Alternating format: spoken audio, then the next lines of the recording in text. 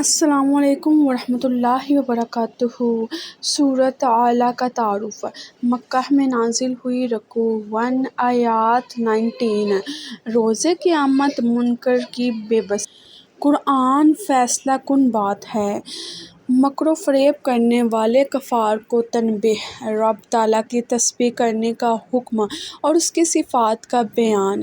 چھپی باتوں سے مراد عقائد، نیتیں اور وہ اعمال ہیں جنہیں آدمی چھپاتا ہے۔ قیامت کے دن اللہ ان سب کو ظاہر کر دے گا، لہٰذا ہر ایک کو چاہیے کہ اپنے ظاہری اعمال درست کرنے کے ساتھ ساتھ باطنی اور پوشیدہ اعمال بھی درست کرے، تاکہ قیامت کے دن لوگوں کے سامنے رسوا ہونے سے بچ سکے۔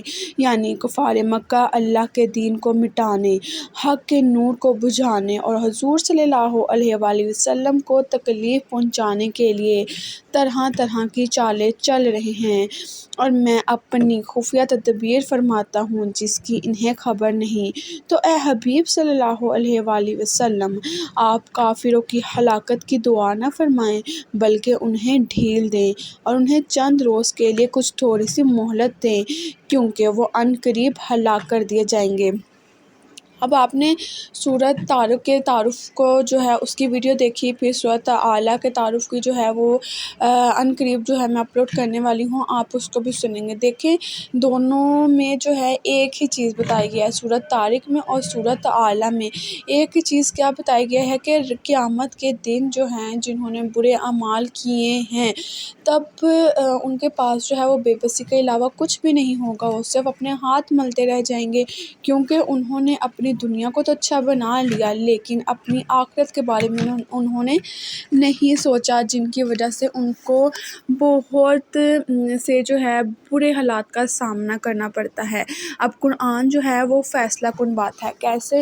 قرآن میں تو ہر چیز بتائی گئی تھی کہ اگر اچھے کریں گے اعمال تو اچھا پھل پائیں گے، اگر برے اعمال کریں گے تو اس کا پھل بھی برا ہوگا۔ تو لیکن جب قرآن پاک میں اس چیز کی گواہی دی گئی، بار بار ہمیں جس باتوں کی طرف متوجہ کیا گیا، اب ان میں تو کچھ ایسے ہیں کہ جو واقعی اس پر متوجہ ہوئے اور انہوں نے جو ہے اپنے اعمال بھی درست کیے، لیکن ان میں کچھ ایسے بھی تھے جنہوں نے ان باتوں کو سنا اور وقتی طور پر سن کر جو ہے وہ اسے اگنور کر دیا، اور ان کی نظر میں جو ہے وہ صرف یہ دنیا ہی ہماری جو ہے یہ پوری زندگی ہے اور قیامت نہیں آنی ہے، جبکہ ہمارے قرآن پاک میں اس چیز کو واضح طور پر بیان کیا گیا کہ قیامت آنی ہی آنی ہے اور سب نے اپنے اعمال کا حساب دینا ہے۔ اب جو اچھے اعمال کر رہے ہیں ان کو جو ہے جب قیامت میں ان کے اعمال کا حساب کیا جائے گا، پوری میں نے بات پہلے بھی کی تھی کہ جب چھوٹے ہوتے ہیں شادیوں میں برتھ ڈے کوئی بھی فنکشن ہوتا ہے تو ویڈیوز بنتی ہیں اور کیا کرتے ہیں ہم اس سے جو ہے ان چیزوں کو اپنی یادیں سمجھ کر اپنے پاس رکھتے ہیں۔ تو انسان کی زندگی بھی ایسی ہے، انسان کی شروع سے پہلے دن سے لے کر اینڈ تک جتنی وہ زندگی گزارتا ہے اس کی ایک فلم ہی بن رہی ہوتی ہے جو اس نے قیامت کے دن دیکھنی ہے، کہ اس نے شروع سے لے کر اب تک جو ہے کیا کیا اعمال کیے ہیں، اور اس اعمال کے حساب سے جو ہے اس کو جزا یا سزا ملے گی۔ اگر ہم یہاں پہ اچھے اعمال کر رہے ہیں تو کچھ کو نظر آتا ہے، کچھ کو نہیں نظر آتا ہے، جتنے بھی ظاہری پوشیدہ جتنے بھی ہمارے نیکی کے کام ہیں یا بدی کے کام ہیں، اس ٹائم کسی پر بھی جو ہے وہ پردہ نہیں ڈالا جائے گا، سب کو دکھایا جائے گا۔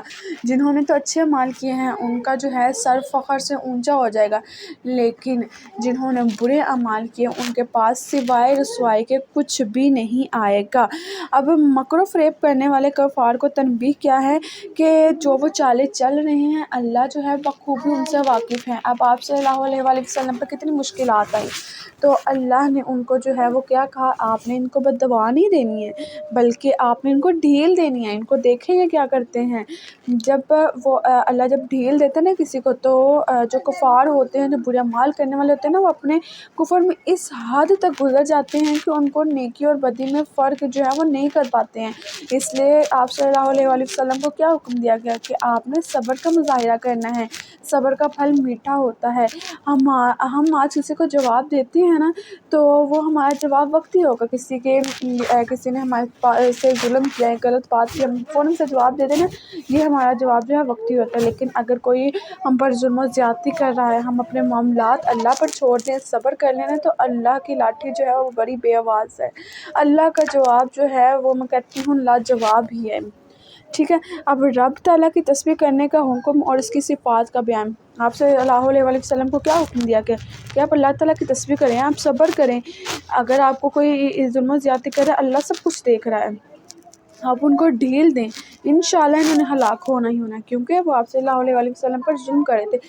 کس بنا پر؟ وہ اللہ کے دین کے راہ میں کام کر رہے تھے. ان کو اللہ کے دین کے راہ میں مشکلات کا سامنا کرنا پڑ رہا تھا. ہے تو وہ بھی ہماری طرح انسان ہی تھے نا، لیکن اللہ نے جو ہے کتنا ان کو اعلیٰ مقام دیا. کس بنا پر؟ ان کے صبر کے بنا پر. اسی لیے یہاں پر ہمارے لیے سمجھنے والی کیا بات ہے کہ ہمیں بھی صبر ہی کرنا ہے. اگر آپ صلی اللہ علیہ وآلہ وسلم نے صبر کیا تو ہم بھی جو ہیں وہ آپ صلی اللہ علیہ وآلہ وسلم کی امت ہیں. اگر کوئی ہم سے جو ہے وہ برا کہے یا ظلم ہم پہ کرے تو اس سے بہتر ہے یہاں وہاں اس کے برائی کرنے سے بہتر ہے کہ اپنے معاملات جو ہے وہ اللہ پر چھوڑ دینے چاہیے. اللہ کی لاٹھی بہت بے آواز ہے. اللہ جو ہے وہ بہترین جواب دینے والا ہے. اللہ کے مقابلے میں ہمارا وقتی جواب کسی بھی طریقے سے جو ہے کہیں پہ بھی نہیں آتا ہے. اس لیے بہتر یہی ہے کہ ہم خاموشی اختیار کریں، صبر کریں، اللہ کی حمد و ثنا کریں، تاکہ اللہ جو ہے ہمیں ایک صبر دے. دوسرا، ہم اس کی برائی کسی دوسرے سے نہ کر سکے جو ہم پر ظلم و ستم کرتا ہے. اگر ہم اس کی برائی پہ اس کو جو ہے وہ برا جواب دیں گے تو اس کی جو ہے وہ برائی ہمارے کسی بھی حصے میں نہیں آئے گی. یعنی وہ برائی کرتا ہے، بدلے میں ہم بھی اس کی بات ادھر کی ادھر کرتے ہیں تو اس کے جو ہے وہ برائیاں ختم ہو جاتی ہیں اور اپنی نیکیاں جو ہے ہم اس کے حصے میں لکھ دیتے ہیں. اس لیے جو ہے ان چیزوں سے اوائڈ کریں، صبر کریں. انشاءاللہ جو ہے اللہ بہترین انصاف کرنے والا ہے. باقی دعاؤں میں یاد رکھیے گا. ملتے ہیں اگلی ویڈیو میں، تب تک کے لیے اللہ حافظ.